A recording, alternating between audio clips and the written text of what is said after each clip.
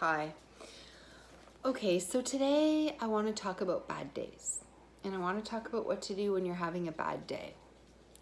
I know for myself, I've had a very, very bad day 2 days ago and a very, very bad day this morning, which is turning around, which usually once I start my bad day, it's a bad day for 24 hours, no matter what.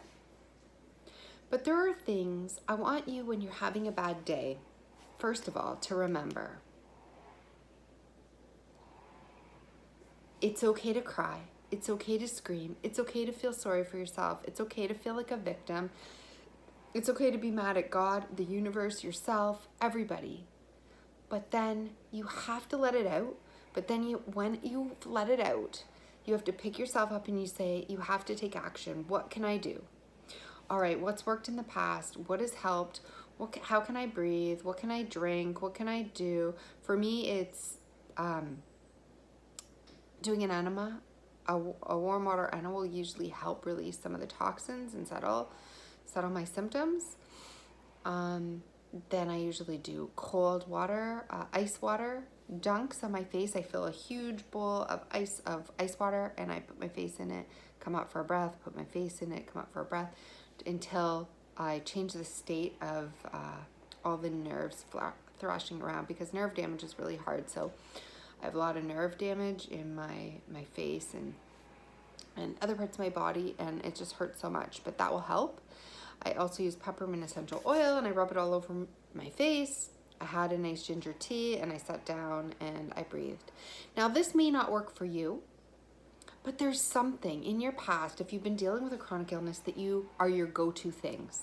So after you cry, feel sorry for yourself, let it out, scream, whatever you do, I want you to pick yourself up and I want you to say, okay, right. It's happened, it's here, there's nothing I can do anymore. I've let it out. I've let my emotions out. I'm not holding them in, but now I'm going to take action. And then I want you to do, the 3 or 4 top things that have ever helped in the past and do them.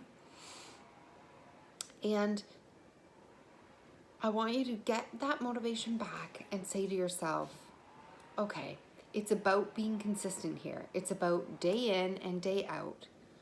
Am I going to bed at 9 o'clock? Am I going to sleep? Am I sleeping all night? Am I getting that sleep, right?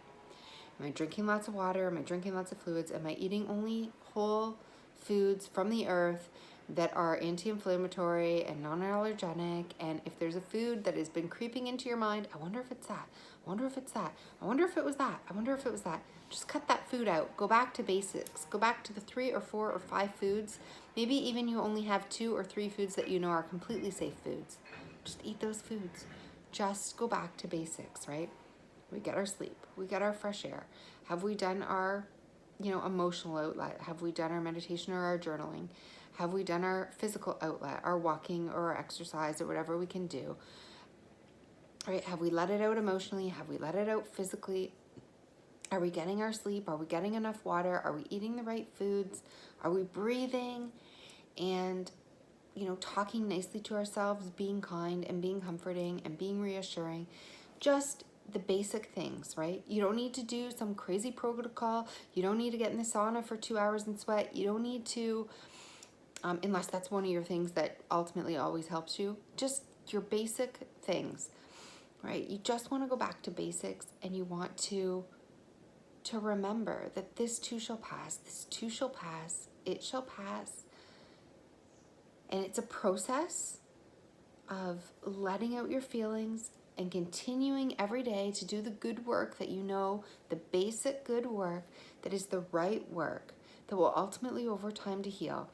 And, did you stay up a half an hour later and thinking, oh, it's no big deal? Or did you let something creep into your diet that you had concerns about?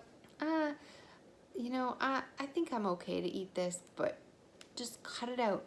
Whatever you have to do to let your body feel safe, secure, no doubts in your mind that you're doing the right things, the simple things.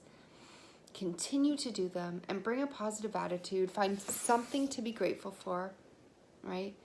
I mean, there are people all over this world who have combated worse than you, who have gone through worse than you, who have no arms, no legs, no anything, who've been, raped and beaten and left for dead, who've battled, the worst possible kind. And you may think, oh, but I'm there too.